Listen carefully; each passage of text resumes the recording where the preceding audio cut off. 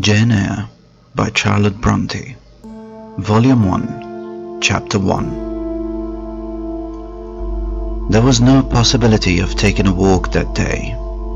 We had been wandering indeed in the leafless shrubbery an hour in the morning, but since dinner, Mrs. Reed, when there was no company, dined early. The cold winter wind had brought with it clouds so sombre and rain so penetrating that further outdoor exercise was now out of the question. I was glad of it. I never liked long walks, especially on chilly afternoons. Dreadful to me was the coming home in the raw twilight with nipped fingers and toes, and a heart saddened by the chidings of Bessie, the nurse, and humbled by the consciousness of my physical inferiority to Eliza, John, and Georgiana Reed. The said Eliza, John, and Georgiana were now clustered round their mamma in the drawing-room. She lay reclined on a sofa by the fireside, and with her darlings about her. For the time neither quarrelling nor crying, looked perfectly happy.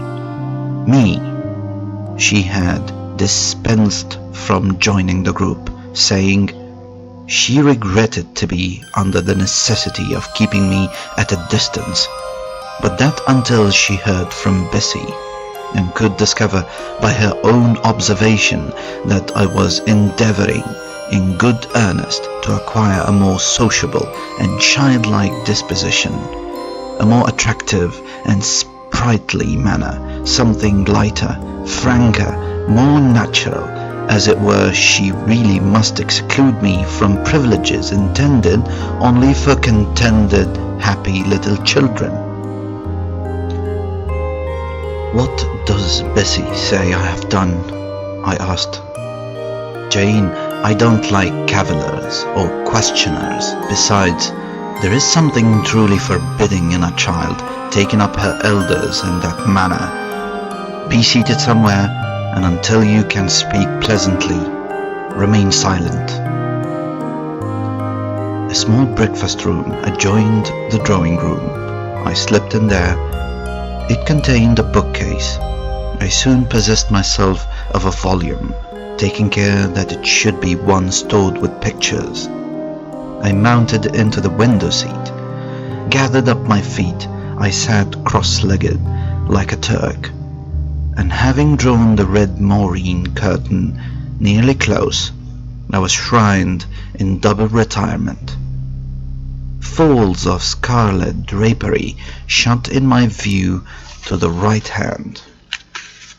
To the left were the clear panes of glass, protecting but not separating me from the drear November day.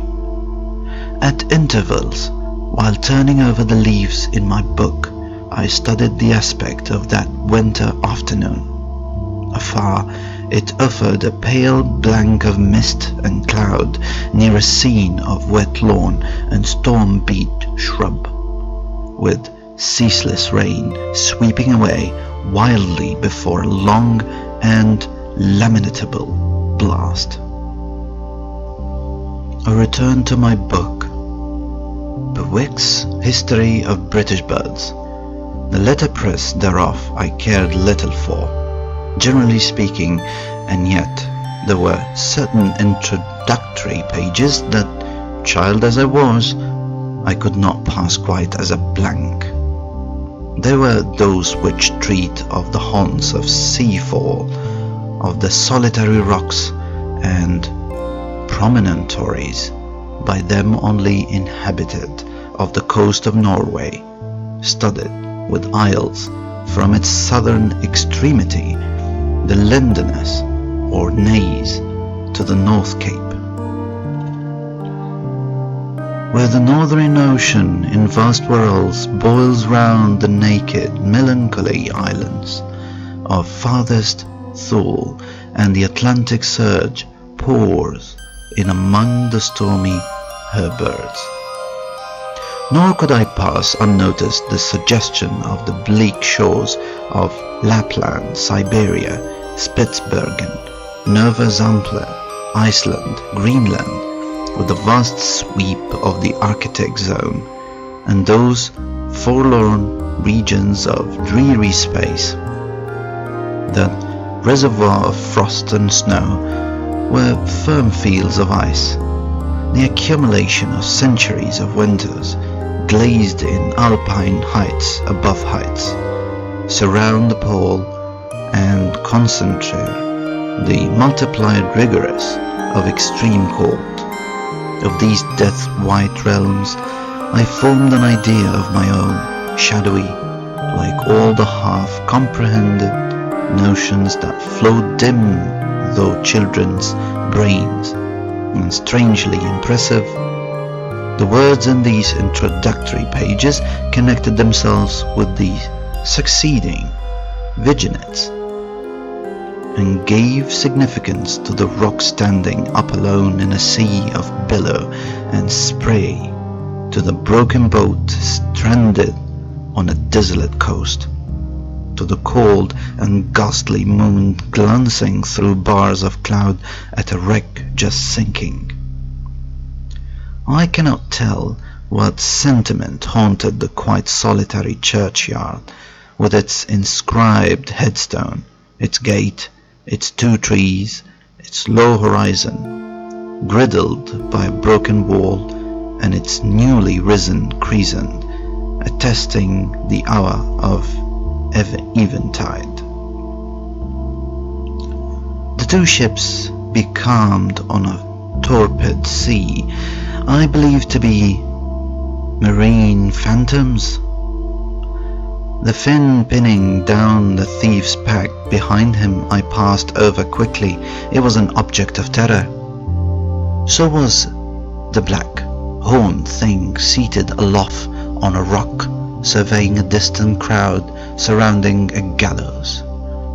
Each picture told a story, mysterious often to my undeveloped understanding and imperfect feelings, yet ever profoundly interesting, as interesting as the tales Bessie sometimes narrated on winter evenings, when she chanced to be in good humour, and when, having brought her ironing table to the nursery hearth, she allowed us to sit about it, and while she got up Mrs. Reed's lace frills and crimped her nightcap borders, fed our eager attention, and passages of love and adventure taken from old fairy tales and older ballads, or, as at a later period I discovered, from the pages of Pamela and Henry, Earl of Morland. With Bewick on my knee, I was then happy at least in my way. I feared nothing but interruptions, and that came too soon. The breakfast room door was opened.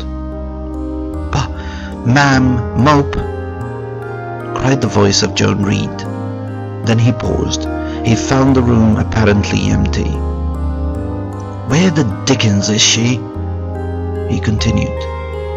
"Lizzie, Georgie," calling to his sisters, "Jane is not here. Tell Mama she's run out. Into the rain, bad animal."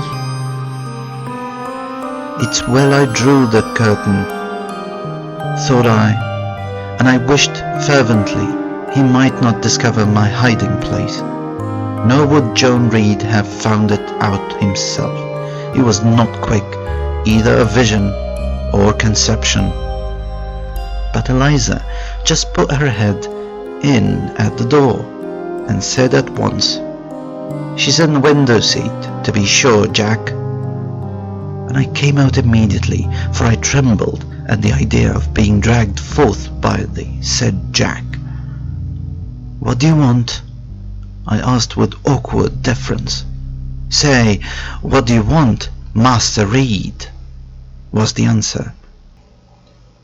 He intimated by a gesture that I was to approach and stand before him. John Reed was a schoolboy of 14 years old, 4 years older than I, for I was but 10, large and stout for his age, with a dingy and unwholesome skin, thick lineaments in a spacious visage, heavy limbs, and large extremities. He gorged himself habitually at a table, which made him bilious and gave him a dim and bleared eye with flabby cheeks.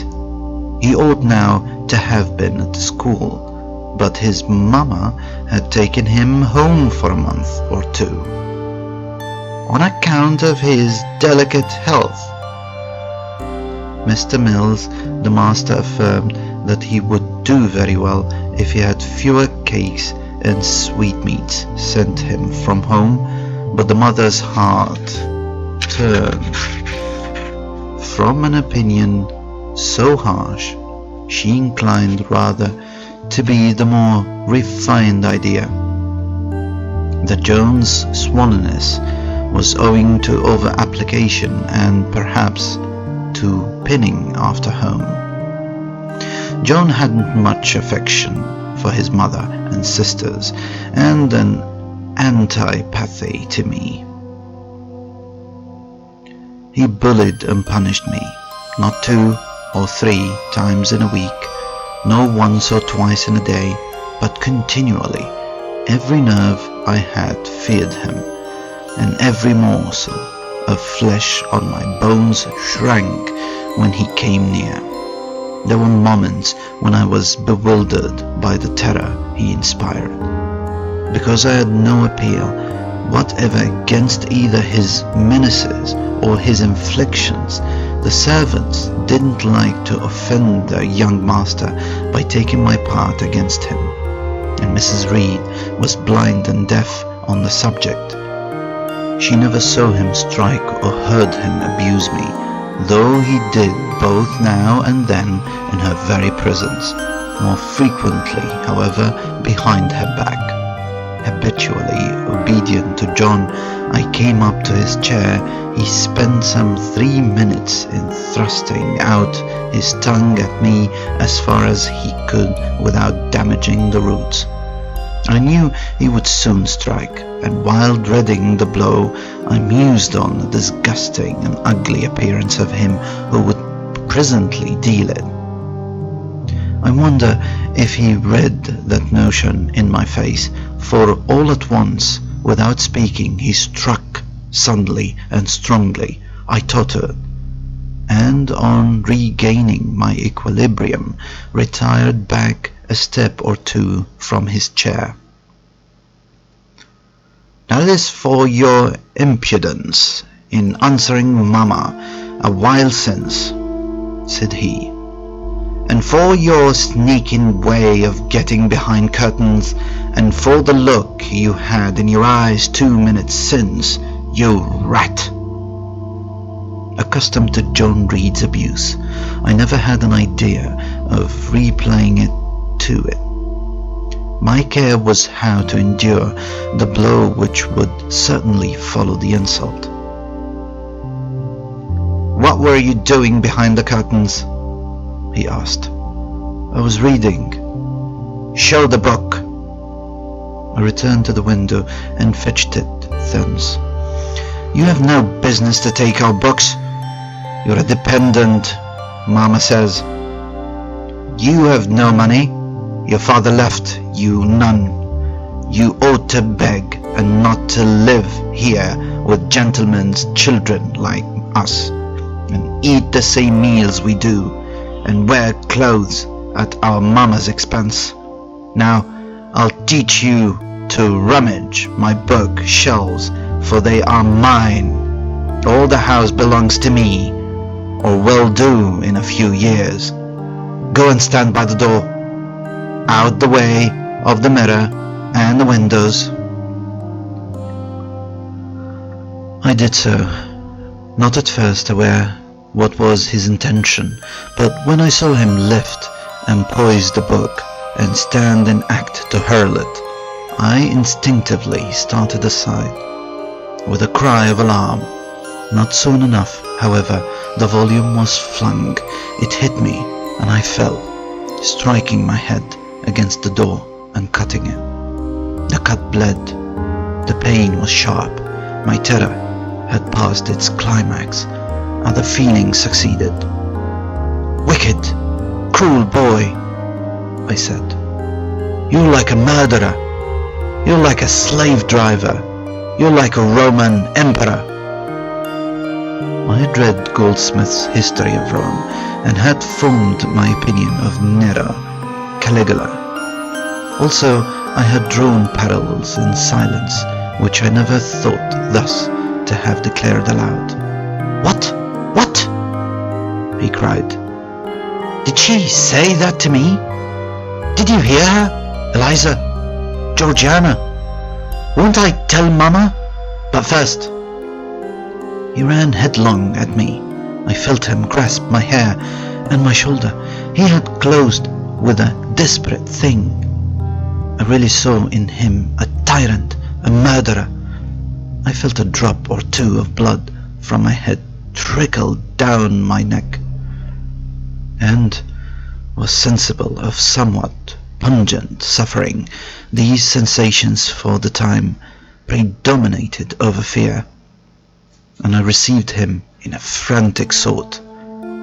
I don't very well know what I did with my hands, but he called me "Rat! Rat!" and bellowed out aloud.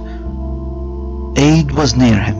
Eliza and Georgiana had run for Mrs. Reed, who was gone upstairs.